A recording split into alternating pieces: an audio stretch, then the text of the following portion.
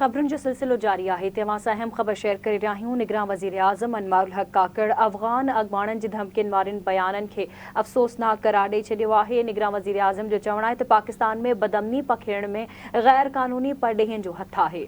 इस्लामाबाद में press conference कंदे अनवारुल हक काकड़ चयो त जॾहिं बि अफ़गानिस्तान ते मुसीबत आई पाकिस्तान उन जी मदद कई। दहशतगर्दनि पाकिस्तान में जंग जो ऐलान किया है। दहशतगर्द अफ़गानिस्तान की सरज़मीन इस्तेमाल कन था। निगरान वज़ीर आज़म जो प्रेस कॉन्फ्रेंस दौरान चवण हो तो दहशतगर्दनि बाबत जान अफ़गान हुकूमत से शेयर भी कई वही, पर पाकिस्तान मुखालिफ दहशतगर्दनि खिलाफ अफ़गानिस्तान के बसरायता कदम न खया आहिनि।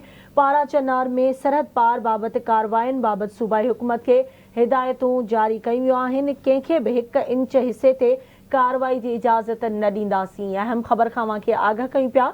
निगरान वज़ीर आज़म अनवारुल हक काकड़ अफ़गान अॻवाननि जी धमकियुनि वारनि बयाननि खे अफ़सोसनाक करार ॾेई छॾियो आहे। निगरान वज़ीर आज़म चवे थो पाकिस्तान में बदअमनी पखेड़ण में गैर क़ानूनी परॾेहनि जो हथु आहे। इस्लामाबाद में प्रेस कॉन्फ्रेंस कंदे अनवारुल हक चयो त जॾहिं बि अफ़गानिस्तान ते मुसीबत आई पाकिस्तान उन जी मदद कई। दहशतगर्दनि पाकिस्तान में जंग जो ऐलान किया है। दहशतगर्द अफ़गानिस्तान की सरज़मीन इस्तेमाल कन था।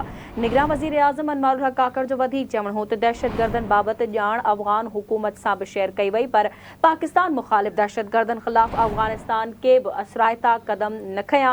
पारा चनार में सरहद पार बाबत कार्रवायुनि बाबत सूबाई हुकूमत के हिदायतूं जारी कई वयूं आहिनि। कंहिंखे भी 1 इंच हिस्से ते कार्रवाई की इजाज़त न ॾींदासीं। अहम ख़बर खां के आगाह करे रहिया आहियूं। निगरान वज़ीर आज़म अनवारुल हक काकड़ अफ़गान अॻवाननि जी धमकियुनि वारनि बयाननि खे अफ़सोसनाक करार ॾेई छॾियो आहे।